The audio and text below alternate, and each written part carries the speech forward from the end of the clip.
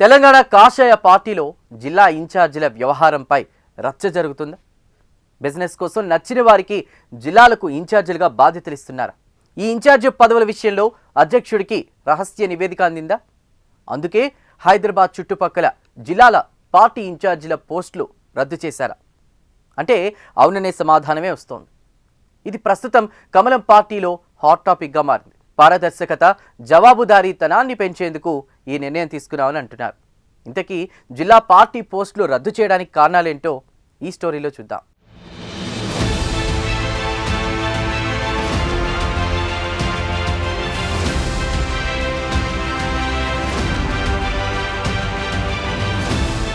తెలంగాణ బీజేపీలో మరో వివాదం మొదలైంది. కొంతమంది రియల్ ఎస్టేట్ వ్యాపారం కోసం పార్టీ ప్రయోజనాలను పణంగా పెడుతున్నారనే విమర్శలు వెల్లువెత్తుతున్నాయి.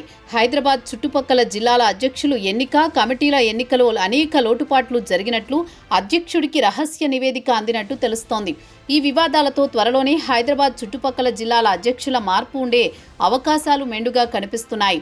అధ్యక్షుల మార్పు చేయని పక్షంలో పార్టీ పని చేయలేమని పలువురు ఎంపీలు పార్టీ అధ్యక్షుడికి తేల్చి చెప్పినట్లు తెలుస్తోంది. హైదరాబాద్లో కాలేజీలు నడుపుకునే ఓ నేత హైదరాబాద్ శివారు జిల్లాలకు పార్టీ కమిటీల నియామకం ఇన్ఛార్జిగా ఉన్నారు. పార్టీ కమిటీల ఏర్పాటు తీరుపై లోకల్ లీడర్స్ నుంచి నిరసన సెగలు తగిలాయి.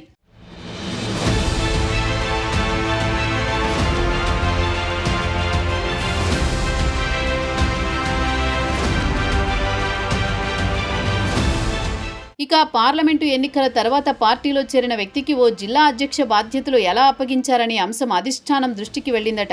అంతేకాదు అతను ఆ జిల్లాకు స్థానికేతరుడు, అసలు అతని వెనుక ఎవరు ఉన్నారనే దానిపై పార్టీ రాష్ట్ర నేతలు ఆరా తీసినట్టు సమాచారం. రియల్ ఎస్టేట్ వ్యవహారంతోనే అతనికి పార్టీలో పోస్టు దక్కినట్టు ప్రచారం జరిగింది. జిల్లా కమిటీల ఇన్ఛార్జిగా ఉన్న వ్యక్తి ఇటీవలే అక్కడ భారీగా భూములు కొనుగోలు చేసినట్లు స్థానిక బీజేపీ నేతలు చెప్పుకుంటున్నారు. జిల్లా కమిటీల ఏర్పాటు సైతం తన రియల్ ఎస్టేట్ వ్యాపారం కోసం ఆ నాయకుడు పార్టీ ప్రయోజనాలను దెబ్బతీసినట్టు చెప్పుకుంటున్నారు.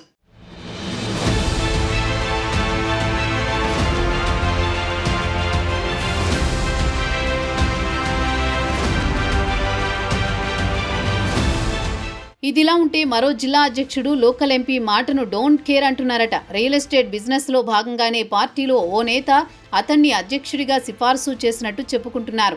ఓ జిల్లా అధ్యక్షుడు తాను జెడ్పీటీసీగా పోటీ చేస్తానని తన మండలానికి ఇష్టమున్న వ్యక్తిని ఇన్ఛార్జిగా వేసుకున్నారు. ఇంకా కొన్ని జిల్లాల అధ్యక్షులు పార్టీలో కొంతమంది ఇన్ఛార్జీలుగా చెలామణి అయ్యే వాళ్లతో రియల్ ఎస్టేట్ బిజినెస్ చేయడమే కారణమని అంటున్నారు. దీంతో జిల్లా అధ్యక్షులు ఎంపీల మాటను డోంట్ కేర్ అంటున్నారు.